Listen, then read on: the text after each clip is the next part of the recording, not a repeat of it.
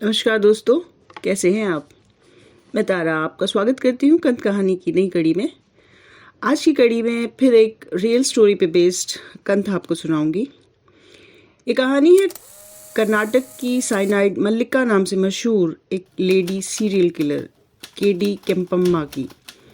अक्षय कुमार और परेश रावल की film OMG oh my God में परेश रावल का एक डायलॉग है कि पंडित पुजारियों या मौलाओं का व्यवसाय काफ़ी अच्छा है और अगर कोई विपदा आन पड़े या मंदी चल रही हो तो भी इस धंधे में कोई मंदी नहीं होती, बल्कि उस समय तो ये और फलता फूलता है। केम्पम्मा ने भी लोगों की इसी कमजोरी का फायदा उठाते हुए कई लोगों को लूटा और उन्हें मौत के घाट उतार दिया। केम्पम्मा भारत की पहली महिला सीरियल किलर है जिसे फांसी की सजा सुनाई गई। पर 20 से ज़्यादा लोगों की हत्या का इल्ज़ाम होने पर भी क्या उसे अल्टीमेटली फांसी मिली? आइए पता लगाते हैं। केम्पम्मा कर्नाटक में स्थित कगलीपुरा की रहने वाली थी। वो एक गरीब परिवार से थी।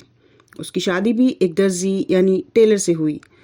तो शादी भी एक गरीब परिवार में ही हुई। फिर 3 बच्चे हुए। अपने परिवार के लिए उसका पति ठीक ठाक ही कमा लेता था, पर केम्पम्मा हमेशा अच्छी अमीरों वाली लाइफ जीना चाहती थी। उसने अपना जीवन स्तर सुधारने की कोशिश भी की। उसने चिटफंड जैसे काम भी किए, पर चिटफंड में भारी नुकसान हो गया, इसलिए कुछ खास नहीं बना। 1998 में उसने अपने पति समेत 3 बच्चों को भी छोड़ दिया।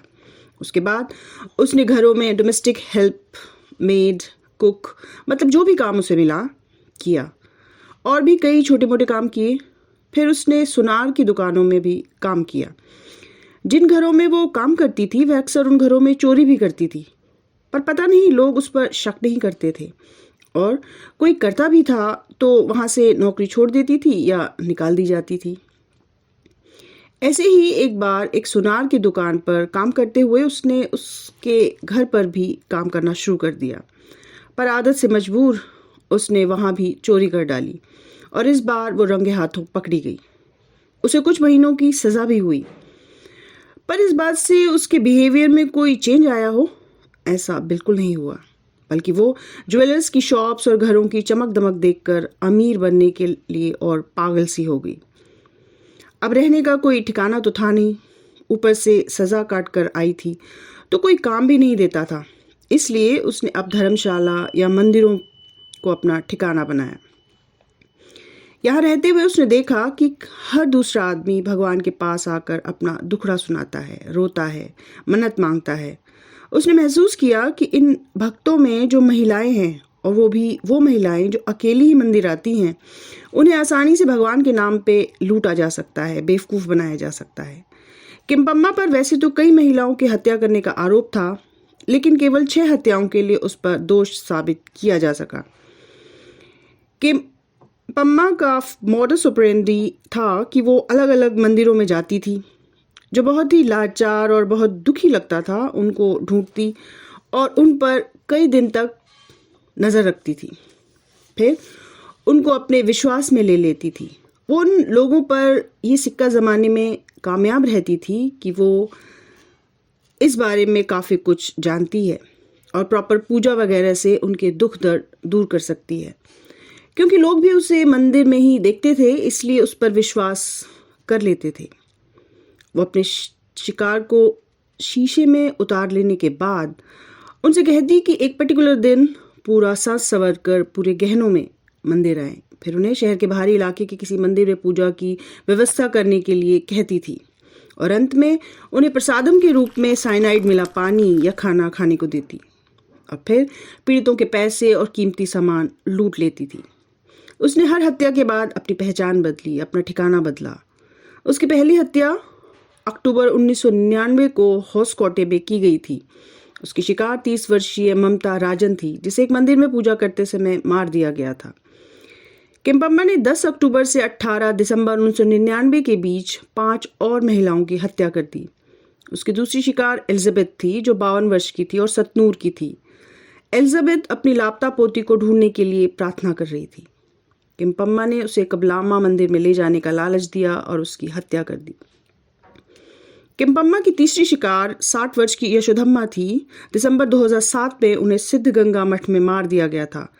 केम्पम्मा ने उसे अस्थमा से निजात दिलाने की पूजा की और इस दुनिया से ही निजात दिला दी। उसका चौथा शिकार 60 वर्षीय मुनियम्मा थी, जो भक्ति गीत गाना चाहती थी। सिद्धलिंगेश्वर मंदिर में उसकी हत्या कर दी गई थी। उसकी पांचवी शिकार 60 साल की पिलामा थी और व्याद्यनाथपुरा में उसकी हत्या कर दी गई थी। केम्पम्मा की छठी और अंतिम शिकार बनी 30 वर्षीय महिला नागवेणी, जो निसंतान होने के कारण मां बनने की कामना से प्रार्थना कर रही थी। वह एक बेटा चाहती थी। जब वो पूजा कर रही थी तो केम्पम्मा ने उसे भी मार डाला। ये सिर्फ वो महिलाएं हैं जो पुलिस रिकॉर्ड में उसकी शिकार बनी और उस पर इन लोगों की हत्या का केस चला।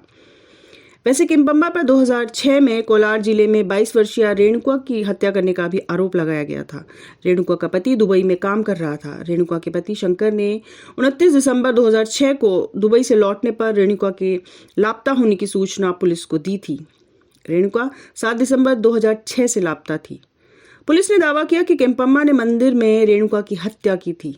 कई और फैमिली भी यह दावा करते हुए आगे आए कि उनके लापता परिवार के सदस्यों की उसके द्वारा हत्या कर दी गई होगी। केम्पम्मा उन सभी को किसी न किसी रूप में जानती थी। लापता व्यक्तियों के 5 मामले उससे जुड़े थे। इन 5 महिलाओं के शवों में से 2 पाए गए और बाद में उसी से जुड़े, पर कोई ठोस सबूत या चश्मदीद न होने से कई हत्याएं साबित नहीं की जा सकी। उसकी शिकार सभी महिलाएं साधारण परिवारों से ही थी।